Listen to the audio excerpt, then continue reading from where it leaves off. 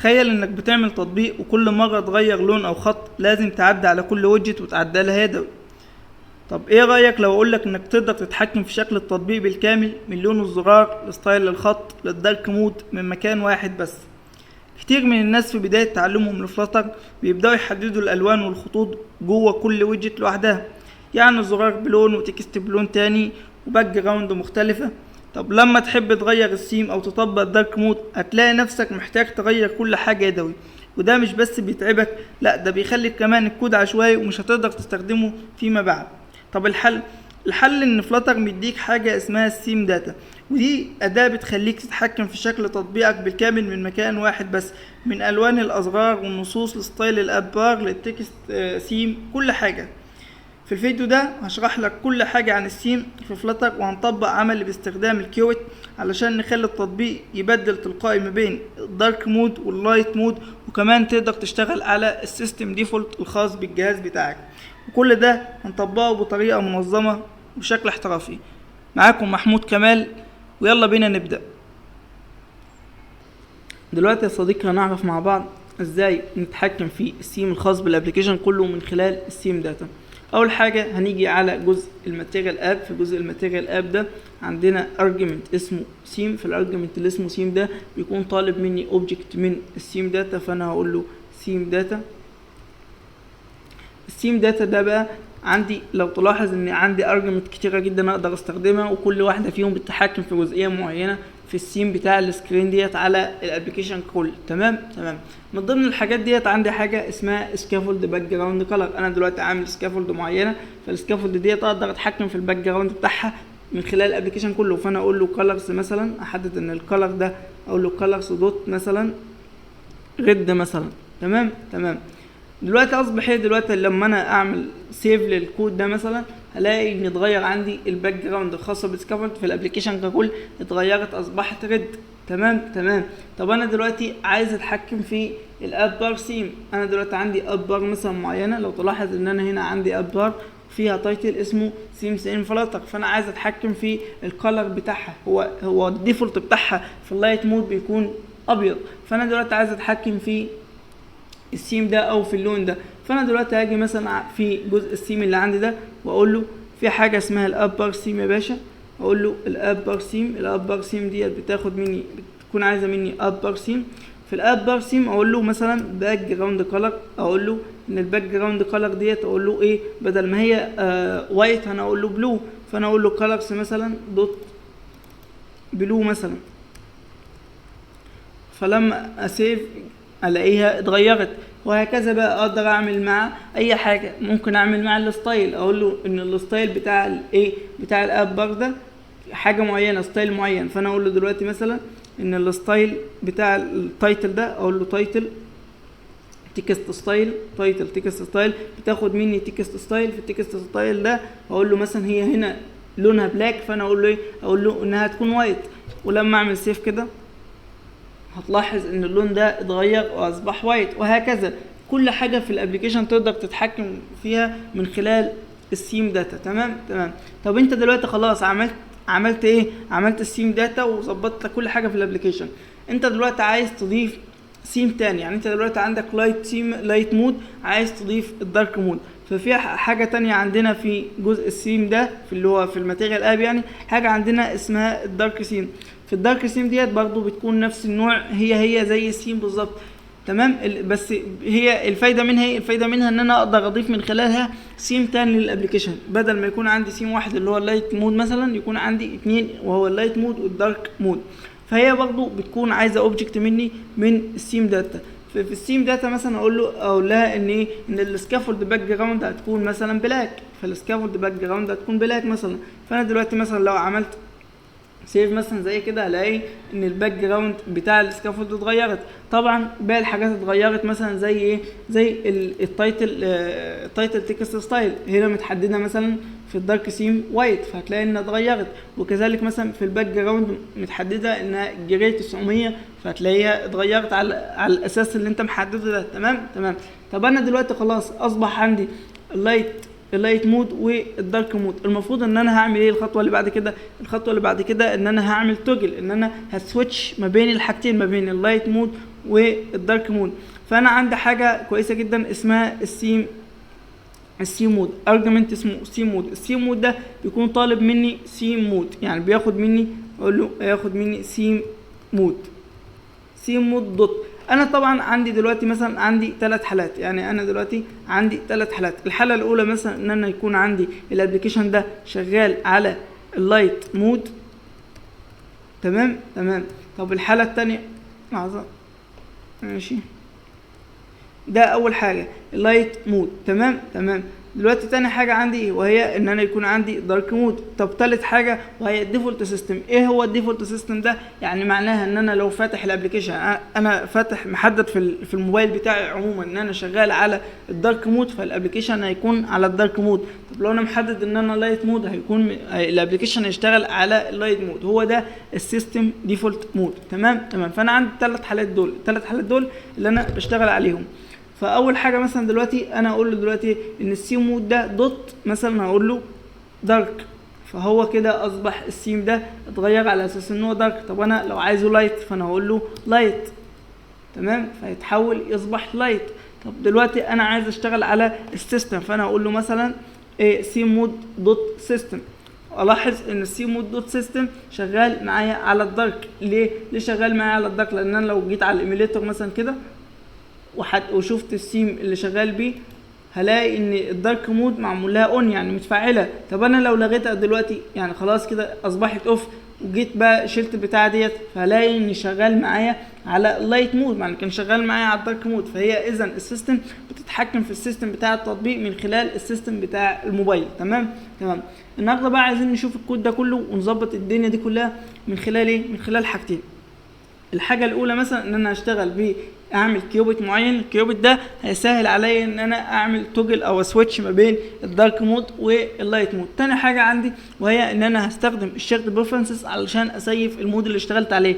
بفرض مثلا ان انا فتحت الابلكيشن قبل كده فاخترت الدارك مود، لما اجي افتح الابلكيشن في اي وقت تاني المفروض ان انا الاقي الابلكيشن شغال بالدارك مود، ما ينفعش الاقيه باللايت مود. ده حاجه عيب في حقنا بصراحه يعني، تمام. طب ازاي اصلا نطبق الكلام ده؟ دلوقتي انا هاجي على الفولدر اللي اسمه لب ده، هعمل جواه فولدر اسميه اب. فولدر الاب ده هعمل 2 فايل خاص بالستيت وفايل خاص بالكيوبت. فانا اقول له دلوقتي اب اندرسكور كيوبت، ده اسم الفايل دوت دارت، تمام. وهعمل فايل تاني اسميه اب اندرسكور ستيت دوت دارت. في اول حاجه ابدا بيها وهو الستيت. فانا دلوقتي هعمل ابستراكت كلاس عادي جدا، اقول له ابستراكت كلاس اسميه اب ستيت، تمام. بعد كده هيكون عندي 2 ستيت. الستيت الاولى وهي الانيشال ستيت الخاصه بالتطبيق. ليه ما ينفعش اخلي ستيت واحده بس اللي هي خاصه اللي انا اقدر اغير بيها السيم؟ لان انا متعود ان انا بحط حاجتين، ما بحطش الاب سيم بس، ما بحطش السيم لوحدها بس في الكلاس ده، لا، متعود بحط اللوكاليزيشن وبحط السيم، بحط 2 في نفس الكلاس علشان يكون عندي بلوك بروفايدر واحد فوق الماتيريال اب، علشان ما اكترش في البلوك بروفايدر اللي هو ما اعملش مالتي بلوك بروفايدر فوق الماتيريال اب، تمام. فانا دلوقتي هعمل كلاس، الكلاس ده اسميه اب initial state، اب initial state. طبعا هيعمل ايه؟ هيجس من الاب ستيت، هيعمل اكستند من الاب ستيت. تاني كلاس عندي وهو اقول له كلاس اسميه السيم، مثلا اقول له سيم changed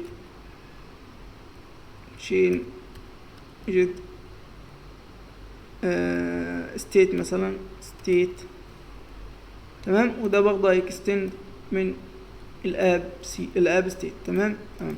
كده بالنسبه للستيت كل حاجه تمام.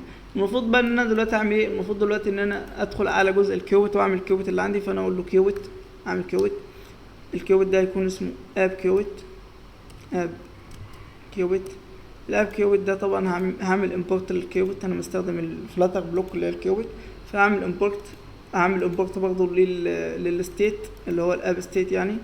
فانا اقول له دلوقتي هعمل امبورت للاب ستيت واعمل امبورت للاب انيشال ستيت، تمام، في السوبر كونستراكتور زي الفل كده. دلوقتي هعمل برضو المفروض دلوقتي ان انا ابدا احدد الخطوات اللي انا هشتغل عليها. ايه الخطوات اللي انا هشتغل عليها؟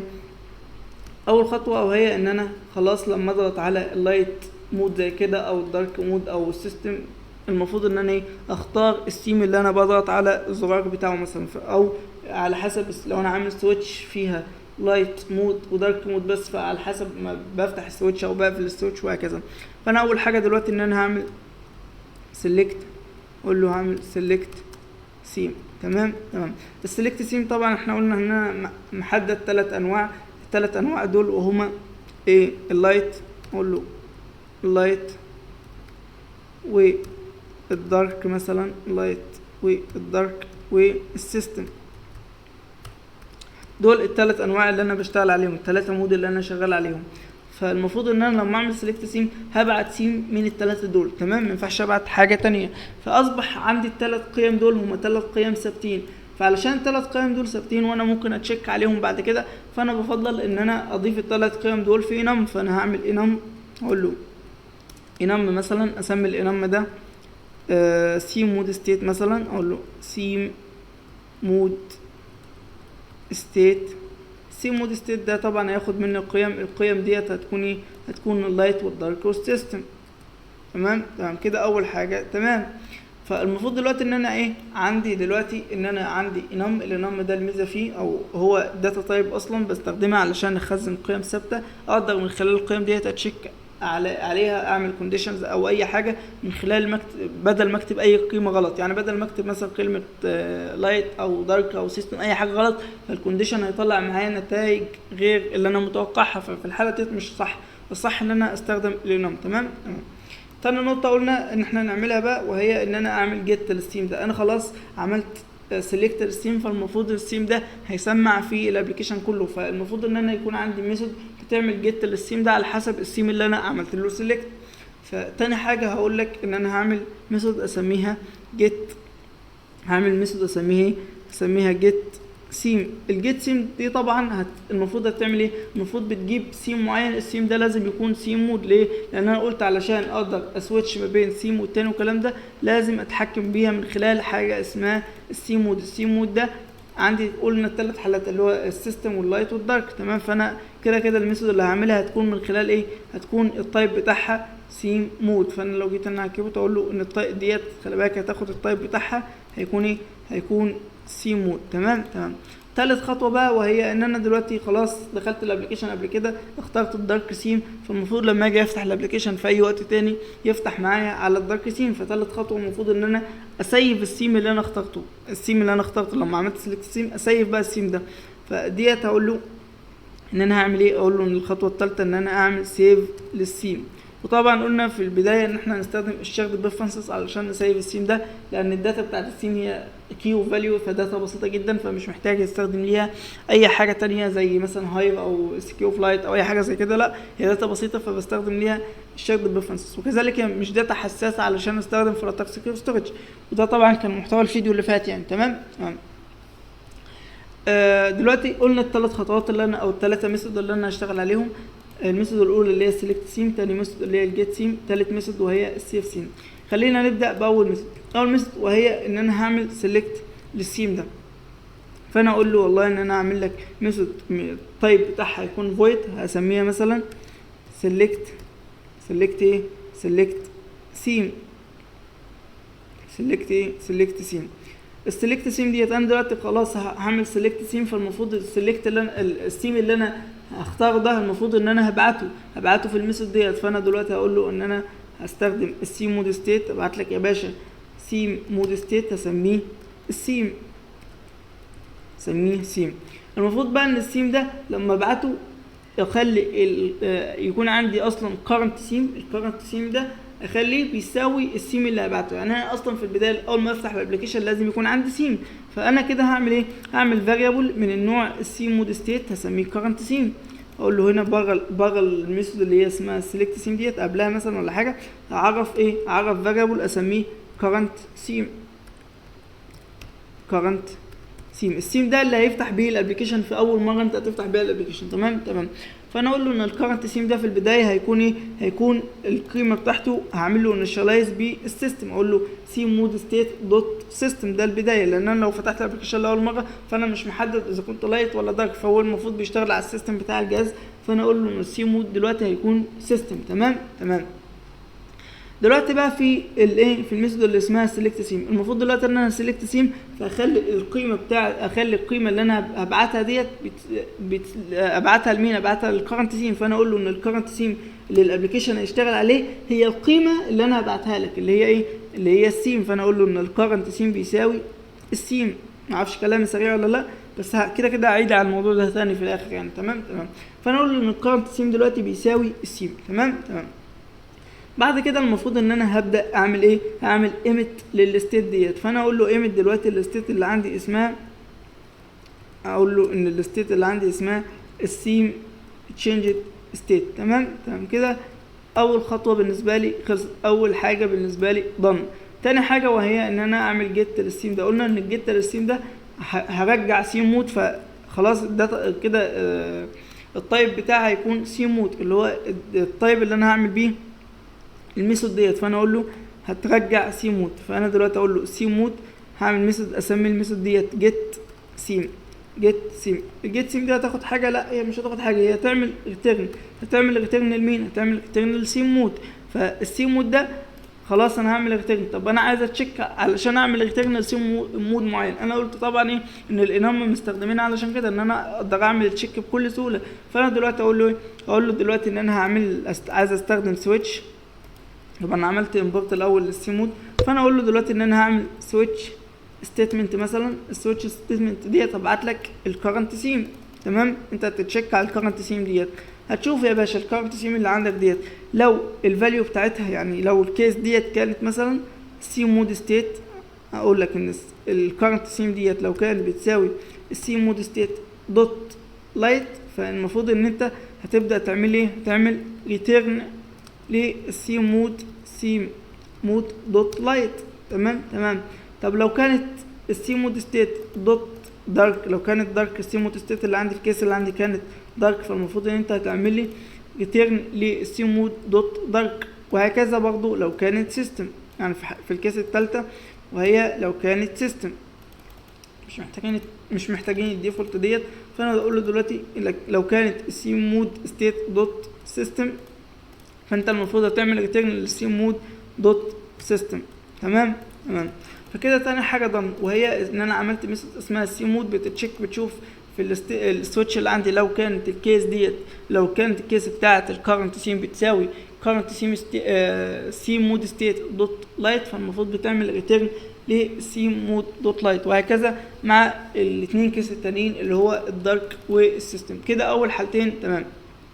حابب دلوقتي ان انا اعمل ميثود بسيطه كده، الميثود ديت بتخليني يعني ايه، هتكون ستاتيك، اقدر اوصل بيها للميثود اللي انا عاملها جوه الكيوبت ده بسهوله جدا، فانا اقول له دلوقتي هعمل ستاتيك، الميثود ديت هتكون بنفس اسم الكلاس، فانا اقول له دلوقتي اسميه اب كيوبت مثلا، اقول له جيت ديت تاخد مني كونتكست، اقول له كونتكست، المفروض انها تعمل ريتيرن للبلوك، تعمل ريتيرن للبلوك بروفايدر، اقول له بلوك بروفايدر دوت اوف كونتكست. تمام. فانا دلوقتي مثلا ايه، خلاص عملت الميثود اللي اسمها جيت ديت بتاخد كونتكست وبتعمل ريتيرن للبلوك بروفايدر اوف كونتكست. كده انا عملت ايه، كده انا عملت اللي انا عايزه كله، ان انا عملت اول اتنين ميثود، وهي الميثود الاولى اللي سيلكت سيم، الميثود الثانيه وهي ان انا اعمل جيت للستيم ده، الميثود الثالثه وهي ان انا اعمل سيف للستيم. لكن خلينا بس نجرب في البدايه الستيم اللي انا هظبطه في الاول. هاجي دلوقتي على جزء الماتيريال اب، فالمفروض في الماتيريال اب ديت هعمل راب للماتيريال اب بالبلوك بروفايدر، فالبلوك بروفايدر اللي عندي اللي انا بستخدمه اللي هو الكيوبت، فانا اقول له دلوقتي ان انا اقول لك اب كيوبت. بعد كده في الماتيريال طبعا فوق الماتيريال هعمل الماتيريال راب عشان عايز اعمل ريبيلد لليو اي لما اغير الستيت مثلا، فانا اقول له دلوقتي استخدم ايه؟ استخدم البلوك بيلدر. البلوك بيلدر لازم بحدد لها حاجتين، بحدد لها الكيوبت اللي هي هتكون خاصه بيه، واحدد لها الايه الستيت الكلاس الخاص بالستيت اللي هي هتلسن عليها. فانا اقول له دلوقتي ان الكيوبت بتاعي يكون اسمه اب كيوبت، والستيت عندي اللي هو الكلاس اسمه ستيت اسمه ايه؟ اسمه اب ستيت. تمام.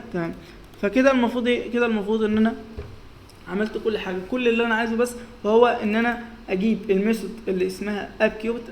انا دلوقتي عندي ايه؟ عندي ميثود في الاب كيوبت اسمها جيت سيم. جيت سيم ديت ترجع سيم مود. تمام. وانت عارف ان انا دلوقتي ان انا في الماتيريال اب عندي ارجيومنت اسمه سيم مود. السيم مود ده من خلاله بعمل ايه؟ من خلاله بعمل سويتش او توجل على بالنسبه ايه؟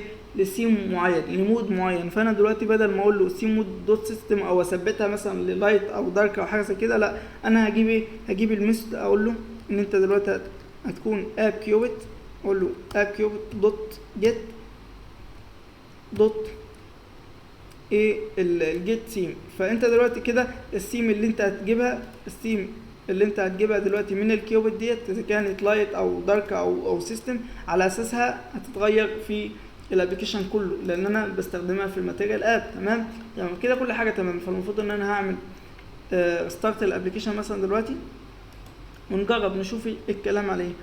احنا دلوقتي طبعا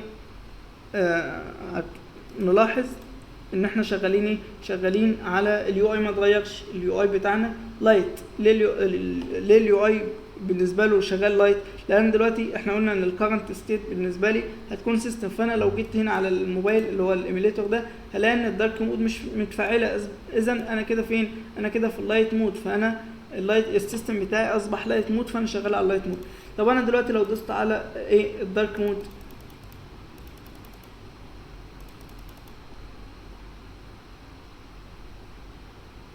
فلو دوست على الدارك مود مش شغاله. ايه بقى؟ احنا نسينا دلوقتي ان احنا جينا في الهوم سكرين نسينا ان احنا نستدعي الميثود اللي هعمل بيها سيلكت الستيم ده. تمام. فانا طبعا في الهوم سكرين عندي 3 بوتون. البوتون الاول خاص باللايت مود، والثاني خاص بالدارك مود، والثالث خاص بالسيستم. فانا هاجي دلوقتي اقول له الاب كيوت، اقول له اب كيوت استدعي بقى الايه؟ الميثود اللي انا هستخدمها. فانا اقول له دلوقتي الاب كيوت، اقول له اب كيوت دوت جيت، بعد كده دوت الايه؟ السلكت سيم. السلكت سيم طبعا بتكون طالبه مني ايه؟ سي مود ستيت. فانا احدد لها. طبعا انا دلوقتي اشتغل على اللايت مثلا، فانا اقول له ايه؟ اقول لها ان انت هتاخد مني سي مود ستيت دوت لايت. تمام. وهكذا بقى هعمل كده مع الاثنين بوتون التانيين. فانا اقول له هنا برضو كده في اللايت، في الدارك وفي السيستم، وحدد بقى كل واحده. اقول له في الدارك انت هبعت لك الدارك، وفي السيستم هبعت لك السيستم. هعمل ستارت بقى الابلكيشن مره كمان معلش. خلاص بقى كده كل حاجه المفروض شغاله يعني.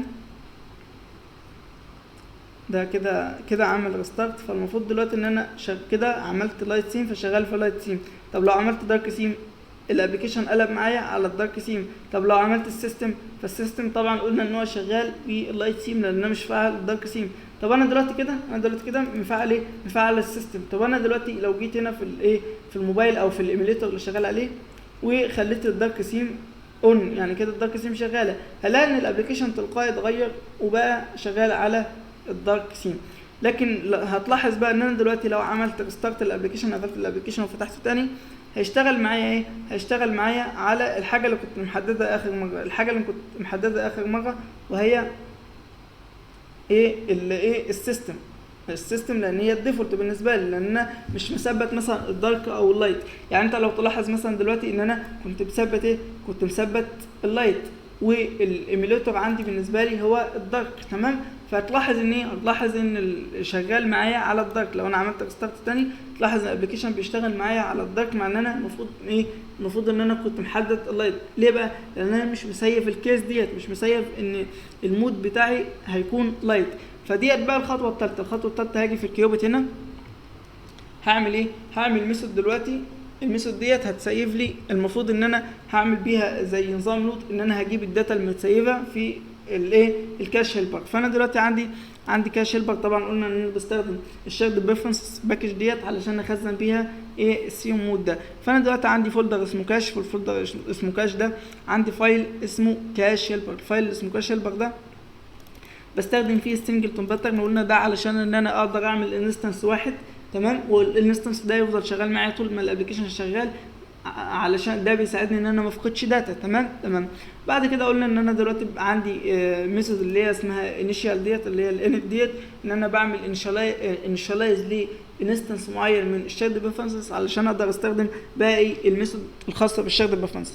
عامل ميثود اسمها سيف للداتا، بتسيف الداتا. عامل ميثود اسمها جيت للداتا. عامل ميثود اسمها ريموف للداتا. هتلاقي شرح الكلام ده كله، شرح الكلاس ده اللي هو الكاش هيلبر ده في الفيديو اللي فات، وهسيبه لك في الديسكربشن. تمام. فده بالنسبه لي. تاني حاجه ان انا اعمل ايه، ان انا اعمل فايل تاني بخزن فيه الكي بتاعتي. كل كي مثلا بدل ما اكتب الكي سترينج والكلام ده، لا، انا بسيف الكي في مكان منعزل عن باقي الكود. تمام. فانا دلوقتي المفروض في الاب كيوبت ان انا هعمل ايه، هعمل سيف للسيم ده. تمام. فانا دلوقتي هعمل سيف للسيم امتى؟ المفروض ان انا هعمل سيف للسيم ده لما اجي اختار السيم، هختار السيم. فانا دلوقتي اقول له ايه، اقول له ان انا عايز دلوقتي استخدم الكاش هيلبر اللي انا عاملها. اقول له عندي كلاس اسمه كاش هيلبر ده. الكاش هيلبر ده طبعا سنجلتون، فانا اقول له الكاش هيلبر دوت هسيف داتا معينه، فانا اقول له دوت سيف داتا. هتلاحظ ان هو طالب مني حاجتين، طالب مني كي وفاليو. الكي بتكون سترينج والفاليو بالنسبه لي دايناميك. تمام. فالكي السترينج ديت طبعا انا عندي مخزن ايه، مخزن قلنا ان انا عندي كاش هيلبر كي. كاش هيلبر كي في فاريبلز لكل حاجه انا استخدمها المفروض في الكاش هيلبر. فانا دلوقتي اقول له الكاش هيلبر كي ده، يعني الكي هتكون ايكوال مثلا بتساوي اللي هو الكاش هيلبر كي. اعمل امبورت معلش تمام. كاش هيلبر كي عندي هو فاريبل واحد وهو السي مود. تمام. فكده الكي بتاعتي هو الكاش هيلبر كي دوت سي مود، ده بالنسبه للكي. طب بالنسبه للفاليو هتكون دايناميك. فانا الفاليو طالما هتكون دايناميك فانا هخزن فيها سيم معين. السيم اللي هخزنه ده هيكون من الانام اللي عندي اللي هو السي مود ستيت. فانا اقول له ان القيمه اللي انت هتخزنها ديت المفروض تكون ايه، المفروض تكون الكرنت. هقول له ان القيمه اللي انت هتخزنها عندي ديت المفروض هتكون ايه السيم مود. تمام. اللي هو الكرنت اللي انا شغال عليه اللي هو الكرنت سيم. فانا اقول له دلوقتي ان الفاليو بتاعتك هتكون الكرنت سيم. اقول له الفاليو هتكون كرنت سيم دوت نيم. كرنت سيم دوت نيم. ليه كرنت سيم دوت نيم؟ علشان اجيب الاسم بتاعها اللي هو ايه، اللي هو اذا كان لايت او دارك او سيستم، اللي هو الكلمه ديت بس. تمام. كده انا خلاص، انا كده المفروض اسيف. طبعا هعمل اويت لان ده السيف هياخد وقت، فانا علشان اعمل اويت لازم ديت تكون فيوتشر. فانا اقول له بدل ما كانت فويد اقول له فيوتشر اوف فويد. تمام. فطبعا طالما فيوتشر هعمل اسync وهقدر كده استخدم الاويت براحتي. فانا اقول له اويت قبل الكاش هيلبر. تمام. كده انا سيفت. المفروض بقى ان انا لما اجي افتح الابلكيشن يفتح معايا على السيم اللي انا سيفته. فانا دلوقتي المفروض ان اعمل ايه، هعمل الميثود الثالثه بقى اللي هي المفروض ان انا هجيب بيها الداتا. مش ديت معلش، مش هتبقى سيف. السيف بتكون في المرحله الاولى. فديت ممكن نقول عليها ان هي هتعمل جيت او هتعمل لود للسيم، هتعمل لود مثلا للسيم. فدلوقتي هعمل ميثود ثالثه. الميثود ديت اسميها لود سيم. طبعا انا مش محتاج استخدمها بره الكلاس ده، فهتكون برايفت. فانا هقول له دلوقتي ان انا هعمل ميثود اسمها لود سيم مثلا، هتكون برايفت. اقول له لود سيم. تمام. اللود سيم ديت طبعا ان انا هجيب اول حاجه ان انا هجيب الداتا اللي متخزنه في الكاش هيلبر. فالداتا ديت عشان اجيبها لازم يكون عندي فيوتشر. فانا اقول له فيوتشر اوف فويد، فيوتشر اوف فويد. طالما عندي فيوتشر فلازم الميثود ديت تكون async. تمام. اول نقطه بقى ان انا هعملها، وهي اول نقطه ان انا هعملها ان انا هجيب الداتا المتخزنه في الكاش هيلبر ده. فانا اقول له دلوقتي هعمل string variable من النوع string وهيكون nullable. اقول له تمام، هيكون اسميه مثلا saved sim. اقول له اسمي الفاريبل ده saved theme. تمام. السيفد سيم ده طبعا اقول له ايكوال اويت، لو انت هتاخد وقت اويت اجيب الكاش هيلبر اللي انا بسيف بيه الداتا، او انا بعمل جيت للداتا بيه، اقول له كاش هيلبر دوت، انا اجيب داتا دلوقتي فهستخدم ميثود اسمها جيت داتا، بيطلب مني ان انا ابعت له كي معين. الكي اللي احنا سيفنا بيه الداتا هو الكاش هيلبر كي دوت سي مود. تمام. فابعت له الكاش هيلبر كي دوت سي مود، وكده انا المفروض جبت الداتا اللي انا عايز استخدمها. تمام. بعد كده بقى المفروض ان انا الداتا ديت لو انا بفتح الابلكيشن لاول مره يبقى خلاص الداتا ديت اصلا بتيجي بنال، لان انا ما كنتش مسيف الداتا قبل كده. كمان مش بتكون بنال، لا هو مش بيكون في اصلا كي بنفس الاسم ده، مش هيكون في كي بنفس الاسم اللي هو كاش هيلبر كي. تمام.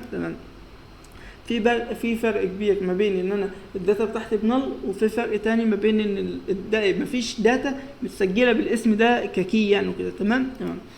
فانا دلوقتي هتشيك اشوف الداتا ديت بنال ولا لا، عشان اعرف اذا كان اليوزر ده فتح الابلكيشن قبل كده ولا لا. فانا اقول له اذا كانت السيفد سيم لا تساوي نال، نوت ايكوال نال، فكده الابلكيشن اتفتح قبل كده، اليوزر فتح الابلكيشن قبل كده. فانا في الحاله ديت اقول له ان الكرنت سيم اللي انت هتشتغل بيها في الابلكيشن دلوقتي هتساوي المفروض السيم اللي انت كنت مخزنه وجبته. تمام. فانا اقول له هتساوي ايه؟ هتساوي السيفد سيم. بس السيفد سيم ده انت لو تلاحظ ان الفاليو اللي احنا كنا خزناها في الكي ده، الفاليو ديت كانت ايه؟ كانت كرنت سيم دوت نيم. معناها كده ان هي كانت من نوع ايه؟ السي مود ستيت. فانا لازم يكون عندي كل الفاليوز اللي في ايه؟ في السي مود ستيت. فانا اقول له دلوقتي السي مود ستيت دوت عندي لايت او دارك او سيستم، اديها اي واحده؟ لا، المفروض ان انا بايه؟ بيكون عندي داتا معينه مسيبها، فانا اختار المره ديت اختار الفاليوز، ان انا يكون عندي كل الفاليوز. تمام. ومن خلال الفاليوز هعمل سيرش على قيمه معينه. فعلشان اعمل سيرش فانا اقول له فيرست ويل. ففيرست ويل ديت تمام اقول له فيرست ويل.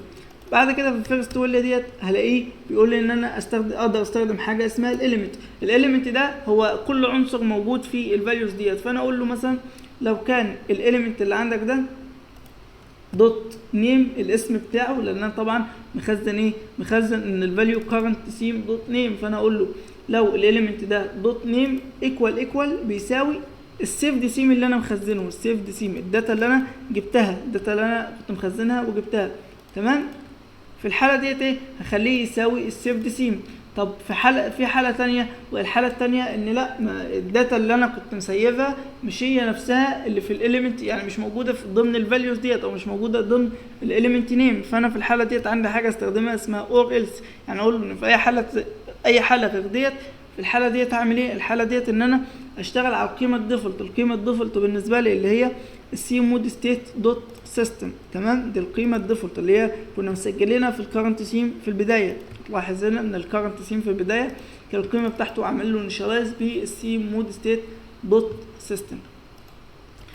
بس كده المفروض بقى ان انا هعمل ايه؟ المفروض دلوقتي ان انا خلصت كل حاجه، المفروض هعمل ايميت للستيت معينه، هعمل ايميت لستيت معينه علشان اقول له ان انت خلاص بعد ما عملت لود للسيم ده اعمل ايميت علشان تغير بيها اليو اي. فانا اقول له دلوقتي هتعمل ايميت ليه؟ اقول له هتعمل ايميت، لحظه مش هنا، تبقى جوه الميثود. هقول له هتعمل ايميت دلوقتي لمين؟ هتعمل ايميت للستيت اللي احنا بنستخدمها. الستيت اللي احنا بنستخدمها عشان نحدث بيها اليو اي اسمها سيمي تشينجد ستيت. تمام. وبس كده. كل اللي عليا ان انا اعمله دلوقتي ان انا اخد السيم اللي انا عملتها ديت واستدعيها في الانيشال ايه؟ الانيشال ستيت. فانا اجي عند الكونستراكتور عند الانيشال ستيت، وهقول له في الكونستراكتور ده يا باشا استدعي لي الميثود اللي هي اسمها لود سيم علشان تستدعيها اول ما تفتح الابلكيشن مباشره. تمام. بس كده كل حاجه تمام قوي. فانا دلوقتي المفروض ان انا هعمل ريستارت للابلكيشن. عملت ريستارت للابلكيشن ونتست مع بعض الشغل بتاعنا. فهتلاحظ ان انا شغاله معايا ايه؟ شغاله معايا اول حاجه اول مره على الديفولت اللي هو السيستم. تمام. لو تلاحظ ان انا دلوقتي في الدارك هتلاقي ان انا هنا مفعل ايه؟ مفعل الدارك سيم، لكن انا كنت مختار ايه؟ كنت مختار اللايت سيم. طب انا لو فعلت الدارك سيم دلوقتي وعملت ريستارت الابلكيشن هلاقي ان الدارك سيم هو اللي شغال معايا، هلاقي ان الدارك سيم هو اللي شغال معايا. تمام. طب لو انا دلوقتي مثلا كنت مفعل اللايت مود وعملت ريستارت الابلكيشن، فلاقي ان اللايت مود هو اللي شغال معايا، وكذلك مع الديفولت سيستم. بس هو ده الشرح بكل بساطه. يعني هتلاقي ان الحاجات اللي احنا عملناها، اول حاجه عملنا ميثود اسمها سيلكت سيم، ببعت سيم معين، السيم ده بخليه الكارنت سيم بيساوي السيم اللي انا هبعته، بسيف السيم ده علشان بعد كده استخدمه. تمام. وبعمل ايمت. وفي ميثود تانية اسمها جيت سيم ديت عباره عن سويتش بيعمل ريتيرن مثلا لسيم معين، اللي هو السيم مود دوت سيستم او دوت دارك او دوت لايت على حسب السيم مود ستيت. قلنا السيم مود ستيت ده هو عباره عن انام انا عامله علشان اخزن فيه قيم ثابته. القيم الثابته دي اقدر اعمل بيها كونديشن بكل سهوله. تالت ميثود عندي وهي ان انا اعمل لود للسيم ده. هعمل لود للسيم ده بحيث ان انا اول خطوه فيها ان انا بجيب السيم اللي انا مسيفه. تمام. لو القيمه بتاعته مش بنل، معناها ان انا بفتح الابلكيشن للمره الثانيه او لاكتر من مره، لكن مش اول مره افتح فيها الابلكيشن. فبالتالي في الحاله ديت اشوف السيم مود اللي انا مسيفه ده. لو انا السيفد سيم اللي عندي نفس اللي موجود في الفاليوز، فخلاص كده بسيبه وببدا اشتغل بيه في الكرنت سيم. طب لو لا، بشتغل بالديفولت سيم اللي عندي اللي هو السيم مود ستيت دوت سيستم. وبس كده نكون شرحنا كل حاجه خاصه بالسيم. كمان ممكن نعمل حاجه بسيطه جدا، وهي ان انا في المين دلوقتي طبعا انت مش بتكون مستخدم ارجيومنت او 2 أو 3 بس، لا انت بتكون عامل كل الارجيومنت الخاصه بالسيم، ففي شكلها في المين كده مش هيكون كويس. فانا هعمل ايه دلوقتي؟ هعمل في الليب مثلا، المفروض هتكون في الكور، الكلام ده كله هيكون في الكور بعدين. فانا هعمل في الليب مثلا فولدر، اسمي الفولدر ده سيم. في الفولدر السيم ده هعمل 2 فايل لللايت سيم وفايل للدارك سيم. فانا اقول له دلوقتي هعمل فايل اسميه لايت مود مثلا، اقول له لايت مود دوت دارت. تمام. وفايل تاني هسميه دارك مود دوت دارت. تمام. هعمل فيهم ايه بقى؟ كل فايل من دول هعمل انستنس او هعمل اوبجكت من السيم داتا واديله القيم اللي هو محتاجها. يعني مثلا في اللايت سيم ده هاجي على المين هنا، هقول له ان انت عايز طبعا السيم داتا ده بتاخد سيم داتا. فانا اقول له ات السيم داتا اللي احنا مستخدمينها هنا كده. تعالى في اللايت سيم هعمل اوبجكت من السيم داتا، اقول له سيم داتا اوبجكت اسميه لايت سيم ايكوال، هعمل له انشالايز بيه الداتا بالسيم مود اللي انا كنت مستخدمها في المين مثلا. وممكن نخلي السكافولد باك جراوند تكون كلر عشان تكون شكلها مناسب يعني وكده، هتكون قصدي وايت. تمام كده وبس، والباقي الحاجات تمام. هنيجي بقى برضو في الجزء اللي هو الدارك سيم ده، هعمل برضو فاريبل اسمه دارك مود. والدارك مود ده هيكون طبعا من السيم داتا. يعني انا اقول له كده ان انا هاخد اوبجكت من السيم داتا اسميه الدارك سيم مثلا او الدارك مود، اقول له الدارك مود، هعمل له انيشالايز بالحاجات القيم اللي انا كنت مديها له في الدارك مود. فانا اقول له اخد الداتا اللي في السيم داتا على طول كده وابعتها له فين؟ ابعتها له في للفاريبل ده، اعمل انيشالايز بيها للفاريبل ده. تمام كده. تمام.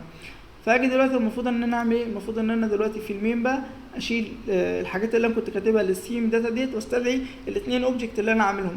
فانا كنت عامل اوبجكت اسمه سيم مود، فانا اقول له في السيم داتا ده الدارك سيم قصدي، هتعمل ايه؟ هتندى على السيم مود اللي عندي، الاوبجكت اللي اسمه سيم مود. فانا اقول له تاخد السيم مود، اقول له تاخد ايه؟ السيم مود. اعمل له لحظه نشوف مسمينها ايه. مسمينها الدارك مود، معلش مسمينها الدارك مود. في الدارك سيم مسمينها الدارك مود. اعمل انيشالايز، اعمل امبورت قصدي للفايل ده. وفي السيم العاديه اللي هو هتكون لايت سيم بالنسبه لي، الاوبجكت اللي احنا عاملينه اسمه لايت سيم. وبس كده عملت الدارك سيم هنا واللايت سيم هنا وكل حاجه شغاله معايا. بدل ما اجمعهم كلهم في الماتيريال اب، لا انا هعمل لكل واحد فايل لوحده واخزن فيه كل البيانات، لان انا بيكون عندي حاجات خاصه بالاب بار سين مثلا، حاجات خاصه تانية بالبوتوم نافيجيشن بار، فبيكون في تفاصيل كتيره وارجمنت كتيره انا بستخدمها. ففي الحاله ديت الصح ان انا افصل كل حاجه في فايل لوحدها. انا دلوقتي هجرب ان انا شغال على اللايت مود، شغال على الدارك مود في السيستم ديفولت، بيشتغل معايا على السيستم ديفولت اللي عندي اللي هو دلوقتي دارك مود. تمام، وبكده نكون خلصنا كل حاجه خاصه بالسيم. حرفيا بعد الفيديو ده مش هتحتاج تسمع اي حاجه تانية خاصه بالسيم يعني بشكل نهائي بصراحه، يعني كل حاجه غطيناها ان شاء الله في الفيديو ده.